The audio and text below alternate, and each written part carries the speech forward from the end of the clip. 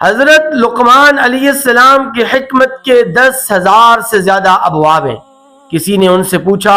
کہ اللہ تبارک و تعالی نے آپ کو یہ عظمت کیوں کر عطا فرمائی؟ لقمان علیہ السلام نے فرمایا کہ میں ہمیشہ سچ بولتا ہوں، جھوٹ سے اجتناب کرتا ہوں، ہمیشہ میں حلال روزی پر قناعت اختیار کرتا ہوں، حرام سے اپنے آپ کو بچاتا ہوں، اپنی زبان پر قابو رکھتا ہوں، زبان کو بے لگام نہیں ہونے دیتا، اپنی نگاہوں کی حفاظت کرتا ہوں، بد نظری اور بد نگاہی سے اپنے آپ کو بچاتا ہوں، کوئی مہمان میرے پاس آ جائے اس کی عزت افزائی کرتا ہوں، اپنے پڑوسیوں کا پورا لحاظ ان کا پاس رکھتا ہوں، ان کو تکلیف اور اذیت نہیں پہنچاتا۔ یہ وہ چیزیں ہیں کہ جن کی بنیاد پر اللہ تبارک و تعالی نے مجھے حکمت اور دانائی کی نعمت سے نوازا۔